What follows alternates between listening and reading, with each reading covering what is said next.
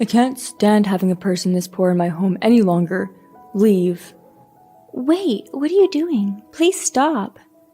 Jane's mother stepped between her husband and I and pulled his hand off me. He glared at her. I won't leave my money to the son of a barbecue shop. Without thinking, I laughed. What's wrong? Money? Whose? Yours?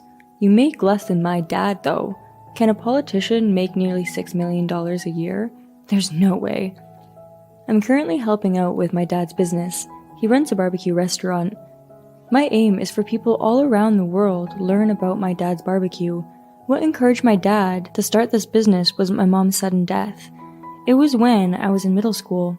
My mom suddenly collapsed from an illness and left this world before I knew it. My dad couldn't accept it, so he quit his job and spent every night drinking and crying in front of photos of my mom. I was just about to start high school, but since my dad's income disappeared, I dropped out of school and began working.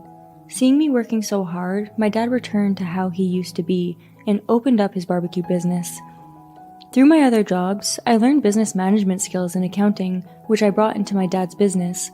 Our shop became very famous in our hometown, and that made me even more motivated. One day, one of my bosses who really liked me called me to his office. He greeted me with a big smile on his face. I'm sorry for calling you over like this, and thank you for making time for me. I know you're busy. What I wanted to talk to you about today doesn't have to do with work. Please look at this. My boss's secretary put down a small booklet on the table. Excuse me. I reached for the booklet and looked inside. I've never even seen these in person before, but it looked like they were photos from a matchmaking agency. Are these matchmaking photos? Yeah, this girl is very nice. You're not dating anyone, right? No, I'm not. Why don't you try meeting her once? My dad had done a lot for me throughout the years, so I couldn't refuse. Okay, good. Keep next weekend open. A week passed and it came time for the matchmaking date. My dad was surprised to suddenly hear about this, but since my boss suggested it, he was happy. It's been a while since I wore a suit. It looks good on you. My dad hadn't worn a suit since he quit his day job. Seeing him, I felt nostalgic. I hope she's a good girl. Me too. Honestly, I had never thought about marriage before, and I was doing this for the sake of my boss. My dad and I got to the restaurant, and a waiter led us to a room in the back. I noticed a girl who looked like one in the photos I had seen. You made it here before us. We're very sorry for making you wait. There was still 15 minutes until we were supposed to meet, but they were already there. I looked over at the girl, and she was staring straight at me. Nice to meet you. Please sit. The girl, Jane, and her mom were both very beautiful and elegant. Her father, on the other hand, had a very discouraged look on his face. Thank you for meeting us. As your boss told us, you seem like a nice young man. I heard that you were helping him with management, as well as doing accounting? Yes, I also help with my dad's business too. How great! Did you study business management in university? As a father, you must be very proud of your son. Yes, he's far surpassed me. I would be grateful if you could teach me a thing or two sometime. I'm not at a level to be teaching anyone anything. You're being modest. According to your boss, you graduated from a very good university. No, I've been working full-time since I graduated from middle school. I never attended university. When I said that, Jane's father, who had been sitting silent and still like a statue until now, suddenly began to yell. What's this? I didn't know this boy hasn't even graduated high school. An uneducated boy like this doesn't match with our daughter at all. His father runs a barbecue shop, right? There's no way such poor people can mix with our family. Hey, stop it. Don't you get it? He's only graduated from middle school. Jane's father pointed at me accusingly. I'm just telling the truth. I'm a government official. The potential son-in-law of a bureaucrat's daughter is a middle school graduate? That's no way that can happen. I had heard from my boss that Jane's father worked for the government, but showing his career off this way? Kevin, let's go. My dad gave me a kind smile. Leave. I also don't want to become related to someone like you. What do you know about my son? It's disappointing that someone like you is a representative of our country. What? Do you even know who you're talking to? I'm talking to a hard-headed politician who desperately clings onto his title. Thank you, Dad.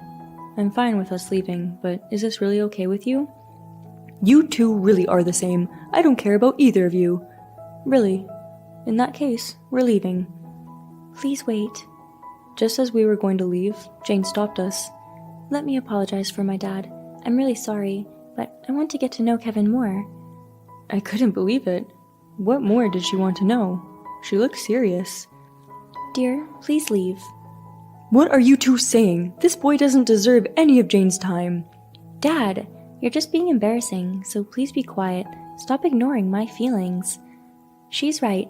All you do is talk about your position. I really didn't want you to come with us today, but you were so persistent. You're not the important person here today. The people who matter are Kevin and Jane. A serious family argument was going on in front of my eyes. My dad and I could only watch in silence. Please leave.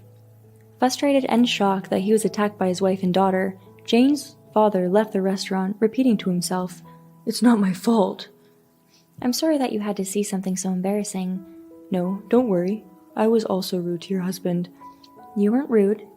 What you said was completely true. Jane's mom was outraged at her husband. I almost felt bad for her. I'm really sorry, but it was the truth that I wanted us to keep talking. If you don't mind, why don't we meet again? Strangely, she didn't seem to have anything against me. She looked at my dad's shocked face and smiled. I hope to see you again too. Thank you. Her smile was dazzling. A few days later, I went to dinner with Jane, and we talked a lot. She was nothing like her father. She didn't look down at me at all. In fact, she respected me. We went out together many times after, and officially began dating. A few months later, we began talking about marriage, and we decided I should try to meet her parents again. Kevin, I've been waiting for this day. I'm happy. I'm also happy to get to meet you again. Excuse me, I said, and entered Jane's home. When I stepped into the living room, her father was seated and frozen like a statue. You like chocolate, right? I made brownies today. Please try them. Thank you. They look delicious. I took a bite and told Jane's mother that the brownies were tasty, and we carried on having a lively conversation. Jane's father, who wasn't in the mood, suddenly stood up and grabbed my arm. I can't stand having a person this poor in my home any longer. Leave. Wait, what are you doing? Please stop. Jane's mother stepped between her husband and I and pulled his hand off me. He glared at her. I can't tell whether you're being fooled by this boy or not. I won't leave my money to the son of a barbecue shop. Without thinking, I laughed. What's wrong? Money? Whose? Yours? You make less than my dad, though. Can a politician make nearly $6 million a year? There's no way. My dad franchises his restaurant, and now there are many of them across the country. He's also been successful in selling frozen and ready meals. You eat Kevin's father's food all the time, don't you? You always tell me to buy you his brands. Frozen ribs, when I go to the grocery store. What? Those frozen ribs? Yes, those are made by Kevin's father's company. We eat your father's frozen meals a lot, so I should thank you. If you hadn't looked down on me so much, I wouldn't have gone that far. But that barbecue shop you keep making fun of is something we are very proud of, and is something that makes us a lot more money. That's why that day I asked you if you were sure about chasing us away. If you had realized then, it wouldn't have come to this. You must regret it now, right? It's a shame that you couldn't protect your pride. Jane's father looked glum, but he didn't seem like he had reflected on how he had acted. What are you saying? That doesn't change the fact. I work for the government. Oh? Weren't you making fun of me for being poor until just now? Dad, I'm sick and tired of you. You don't seem sorry at all.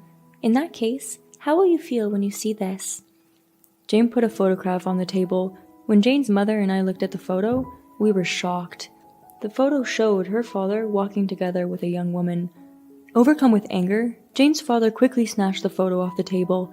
Seeing him like that, I couldn't help but laugh. But Jane's mother's face was frozen. I have more.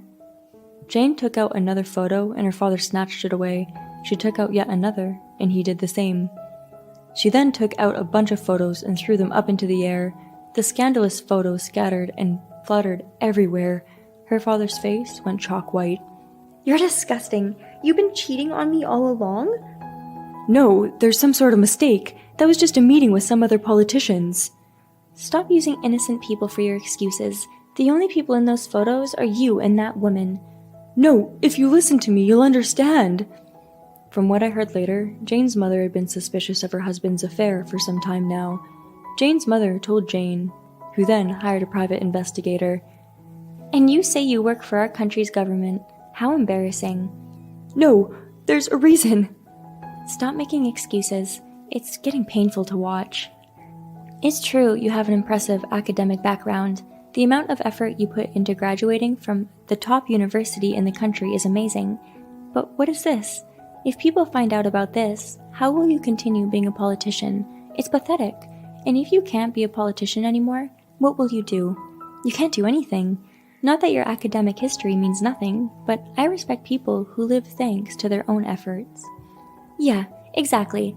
Until now, I've followed you through everything. I've even dealt with your arrogance and rudeness. I went through all that because I worried about Jane and my parents.